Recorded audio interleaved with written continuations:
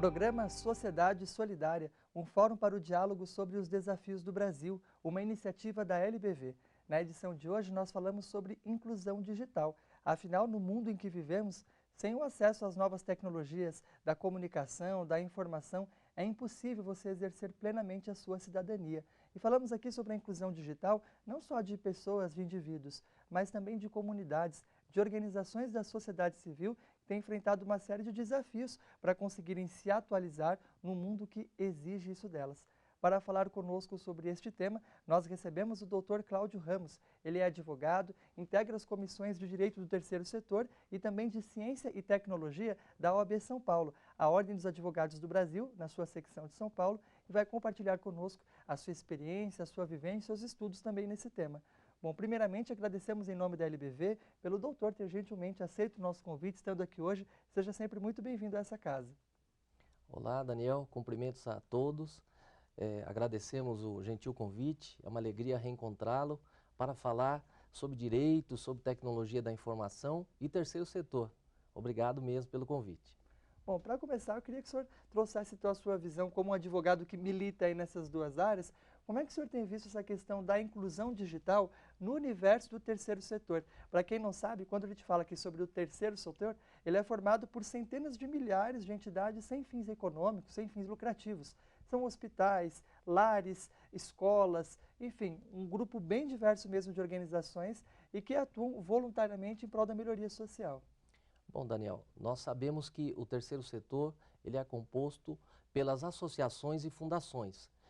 Segundo a última pesquisa da Facil, nós temos em torno de 300 mil organizações que se dedicam a essa causa, em prol das pessoas e no interesse público. Vale destacar que a Facil é uma pesquisa vinculada ao próprio IBGE, portanto está ligada ao censo oficial do país. Perfeito. Então, essa pesquisa ela apresenta as áreas de atuação dessas entidades que estão presentes na educação, na saúde, Na assistência social, também na cultura.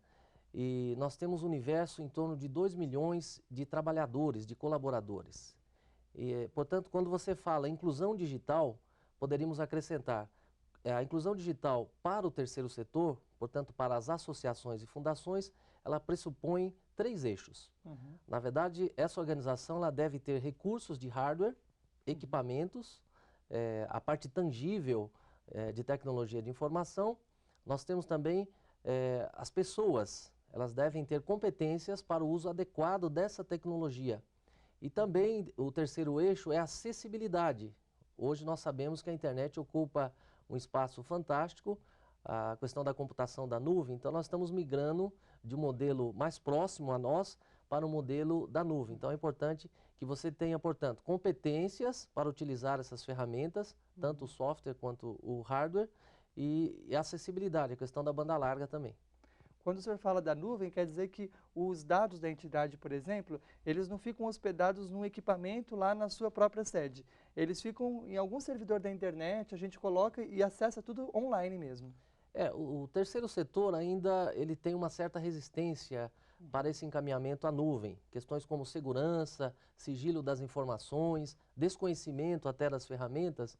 Então, nós devemos realizar estudos, um planejamento de tecnologia de informação para caminhar para a nuvem. Mas acho que nós temos um passo anterior na inclusão digital para o terceiro setor. Nós temos, por exemplo, falta de recursos. Então, nós temos alguns assuntos estratégicos no terceiro setor, por exemplo, um deles a captação de recursos, o segundo a gestão da filantropia. Nós temos um marco legal em plena mudança, né? Inclusive... As leis, né, que regem essas entidades. Exatamente. Então nós temos, eu acho, alguns passos anteriores à nuvem que o gestor social deve se ocupar. Bom, pensando na realidade desse gestor social, portanto, a pessoa que administra uma entidade filantrópica, muitas vezes voluntária também, será que o custo-benefício para ele compensa? Se a gente for pensar na realidade da maior parte das organizações da sociedade civil, elas com muitos poucos recursos, à base de doações, fazem um trabalho em prol de uma comunidade e têm até dificuldade para se manter.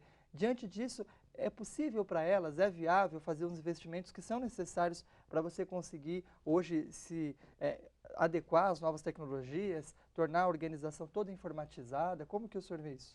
Bom, nós sabemos que a adoção de ferramentas de tecnologia para a gestão da informação, ela pode impactar, por exemplo, na transparência da organização. Então, essa transparência gerará uma comunicação mais eficaz, que gerará uma credibilidade que facilitará os processos de, na verdade, mobilização de recursos. Então, o próprio site pode desenvolver essa comunicação eficaz e desembocar, por exemplo, numa atividade de crowdfunding, né? Via as ferramentas corretas, o site correto.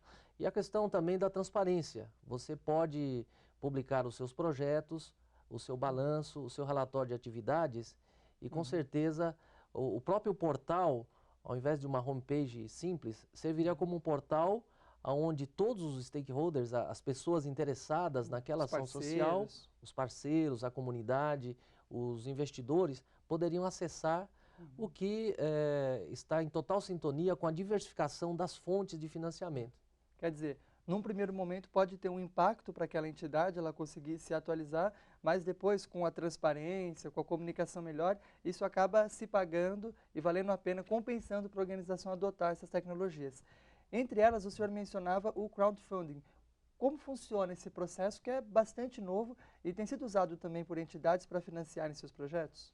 Sim, você deve seguir os passos aqui no Brasil. Nós temos um projeto que foi inclusive coordenado por um colega da comissão, o Dr. Danilo Tício, área jurídica, e doutora Ana Carolina, que trata exatamente dos passos e segurança jurídica para essa captação de recursos financeiros. Os passos são muito simples. Você localiza essa ferramenta, segue os passos que normalmente você tem o desenvolvimento de um pequeno clipe, portanto, já necessita de conhecimentos de tecnologia, né, também para isso. A elaboração do projeto é uma dificuldade também do terceiro setor, projetos com início, meio e fim, seguindo toda a metodologia, e você divulga para os seus potenciais investidores do entorno e vai ampliando essa captação. Então, você pode, por exemplo, ter um projeto de crowdfunding destinado a, por exemplo, a melhorias na tecnologia de informação da própria da instituição. Então a entidade ela coloca na web mesmo os dados do projeto que ela pretende conquistar parceiros, conquistar apoiadores e ali, dependendo, claro, do seu trabalho de mobilização, ela consegue já financiar uma boa parte dessas atividades. Consegue, ela tem um valor mínimo que ela deve captar, né? Senão é abortado o projeto, mas sim, é possível. No Brasil nós já temos sites voltados inclusive ao terceiro setor, que permite essa mobilização, captação via web, com certeza. Bom, mas o senhor mencionou que para a organização, para um grupo de voluntários começar a aderir a um projeto de crowdfunding, eles precisam primeiramente tomar alguns cuidados jurídicos para não colocar a entidade em risco. O senhor é advogado especializado na matéria e é justamente sobre essa área jurídica que a gente fala no próximo bloco. Quais são os principais riscos aí envolvendo a segurança da entidade, a segurança da informação, para os quais as organizações devem estar atentas, os voluntários, para não deixarem que um projeto social de qualidade acabe sendo comprometido por conta da não observância de algumas questões que são essenciais. O programa Sociedade Solidária conversa hoje com o Dr. Cláudio Ramos, advogado, integrante das comissões de Ciência e Tecnologia e também de Direito do Terceiro Setor da OAB São Paulo. Nesta última, ele coordena justamente a área tecnológica. A gente vai agora para um breve intervalo e daqui a pouco continua esse bate-papo sobre inclusão digital e terceiro setor.